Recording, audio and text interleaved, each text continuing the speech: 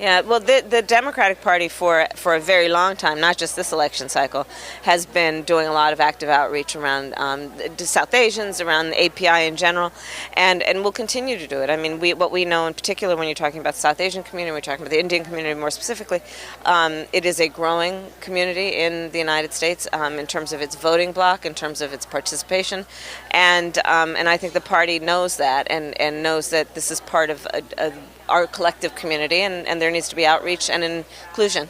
And certainly you could become the first Indian senator in U.S. history, which would be quite an accomplishment. Knock wood. You could become the first Indian senator in U.S. history, which would be quite an accomplishment. Knock wood. Worked so hard. Okay, so what we're going to cook today is an Indian recipe. Yes. Because you are Indian. Yes. Okay. Wants to be chief administrative officer, but she's never been the boss over anything. She was nominally with the Attorney General's office, but you've got all of these egos with all of these people with doctorate of laws who've taken the bar exam, and every one of them in there could run against you in an election and be your boss, and is as qualified technically as you are to run the place. So she's never been the boss in charge of something where she dictated, because what she did in San Francisco and when she got over California is she essentially had somebody else doing it, and she was just a political figurehead. So when you come into this situation here, Putin, Russia, Ukraine, those are serious things. They have a lot of nukes. You've got Xi Jinping, and China's got one hell of a huge army, air force, nukes, computer systems, and so on. What is your experience in international diplomacy? You got made the representative of the country to handle the foreign affairs. You failed so badly they yanked you out when you were actually the boss in charge. The borders are. You just complete abject failure to that. Your only appearance down there was to sit in a chair in the desert while they interviewed you trying to be cute. She had a little rally in Georgia. I think 86 people showed up. That was supposed to be interesting. And she had the nerve to call Vance unpatriotic. And he came back on a big time. He said, simplify, to serve, loyalty. I was in the Marine Corps over in the sand pile, and Trump took a bullet. What the hell have you done?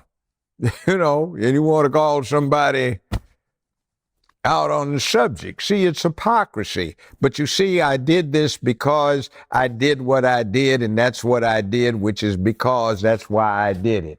Hey, what the hell did you just say? Do you realize what you said? Do you know? Boy, oh boy, oh boy, oh boy, oh boy. I gotta tell you guys, this interview that Judge Joe Brown just did is one of the most fascinating interviews that I've ever listened to. This guy went off on Kamala Harris like he had been holding a grudge against her for years. Like he couldn't wait. He could not wait till the day that he would get a platform to tell his story about how much he does not like Kamala Harris, okay? And for good reason. He does not believe that she is qualified, and he kind of outlines why he believes that she's not qualified, because according to him, hey, she rode the pole all the way to the top, and she's incompetent, she's lazy, and according to him, he believes that she's on track to have dementia worse than Joe Biden. About Kamala Harris, how you feel about her? She's a piece of shit. I was in California. She lacked professional competence, and she worked on it by hiking up her hemline when she needed influence rather than researching. I was out in California for 15 years doing my show when she was at her peak, and she had a reputation amongst the trial lawyers of being lazy. She just hike her skirt up and try to flirt, and she wasn't that good in the courtroom, if not pretty bad in the courtroom. So I'm not surprised at what she does. She's 60 years old, and I think listening to her word salad and the way she talks, I think she's got early onset dementia and also some problems with menopausal complications. That's that, you see, today is going to be tomorrow. So since it's going to be tomorrow, today we have tomorrow, which is why we are now. Like, what did you say? They have something in mind, but they cannot cognate getting all the way through it, which is why she's famous for this word salad garbage, and she doesn't make a bit of sense. I think since she's only 60, she's actually on a worse track than Biden was. Biden is 20-some years older than her, and he has been senile for a long time. This was as they picked the weakest somebody they could as a figurehead, somebody who had some apparent minority status, which she does not. And what goes on is that you get her, everybody that is everybody would be afraid to go against her because of what she can pass herself off as. And then you get somebody that's easy to control because she's lazy, because she is becoming incoherent, and because she's always tried to do the casting couch to get where she wants. Now, the problem is that'll get somebody to a certain level quickly, but you can't get past that level if you don't have competence and talent. So my thing about it is if I'm crude about it, in this city years ago, I used to represent a whole bunch of pimps and hoes, and I know a hoe when I see one. And yeah, see, seeing that, you heard that, okay? I'm going to post the full link to the video in the description, so if you guys want to watch it, the link is in the description, because he gets into more details and actual examples of why Kamala Harris was bad at her jobs, okay, and why she's not competent, right? The actual beef that he has with her. But the overall point that he's making is that Kamala Harris is not qualified. Not only is she not qualified, part of the reason why she's not qualified is because she slept her way to the top. Now, some people think that, oh, well, it should be off limits to talk about Kamala Harris's past sex life. And it's like, okay, well, not really, when there is strong evidence to suggest that Kamala Harris slept her way to the top, okay? And when you're sleeping your way to the top, that calls in question your qualifications, which again is something they don't want you to talk about for whatever reason.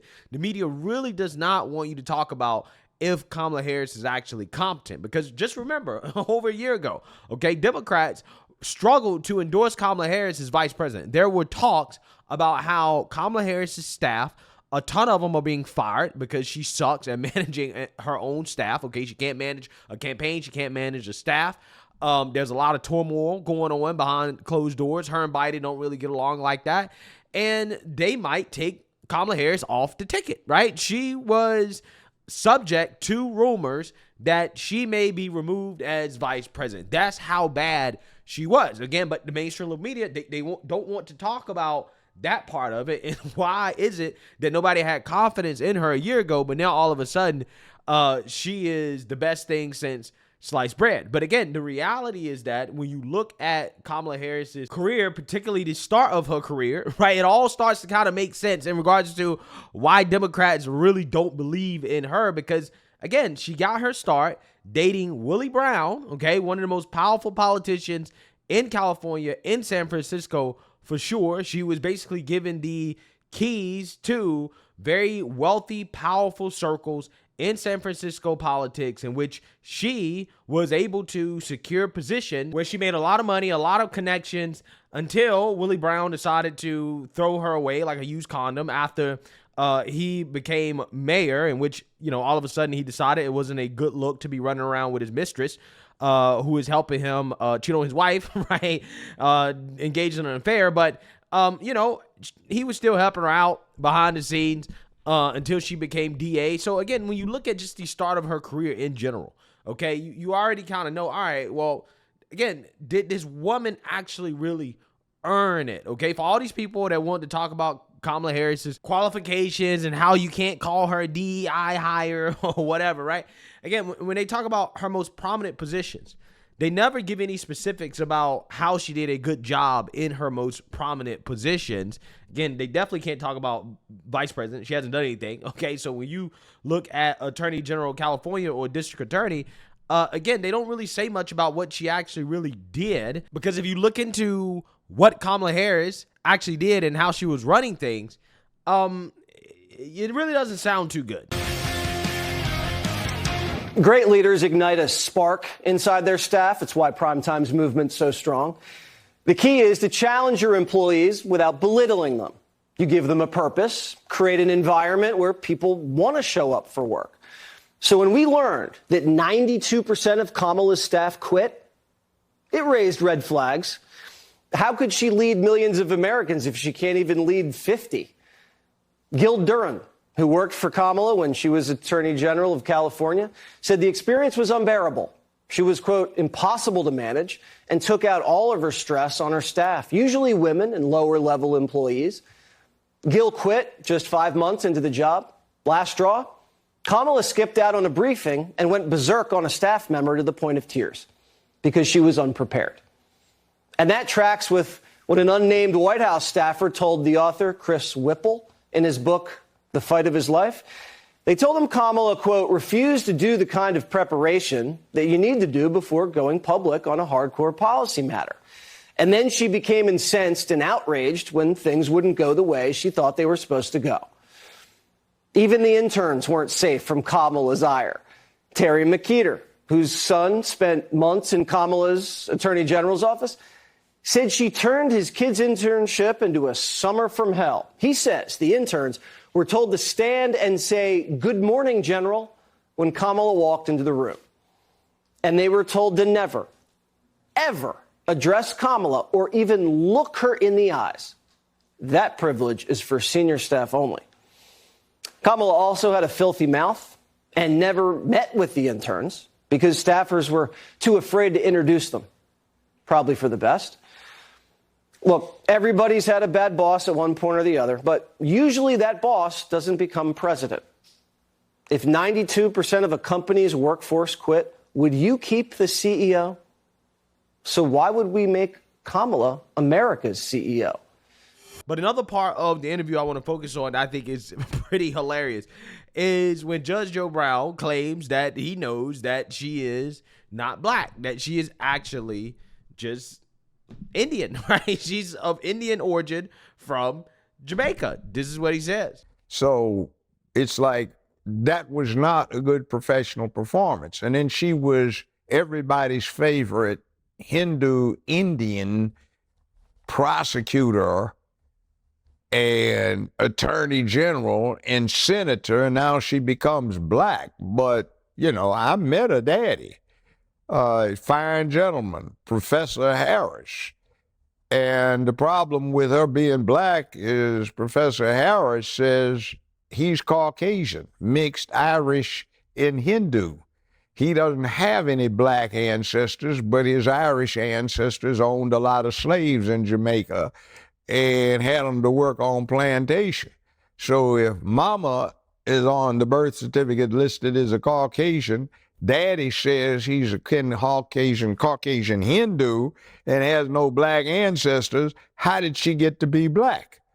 She went to Howard, and by the way, she told one big lie when she was talking about she got bust because of something Biden did when she was running against him.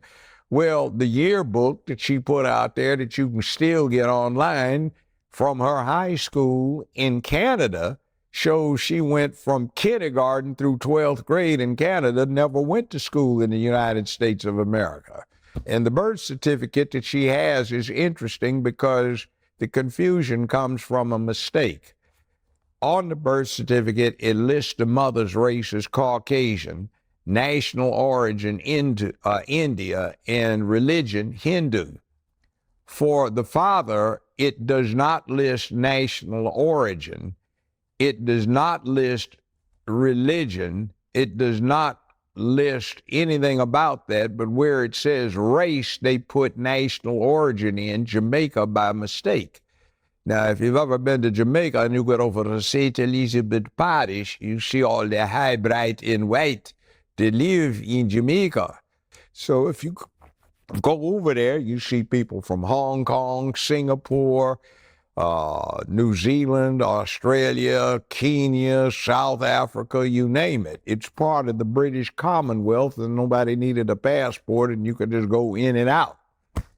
So it's not unusual. You're not black just because you're from Jamaica, and you have a whole lot of white people that never left, and their ancestors owned a lot of slaves.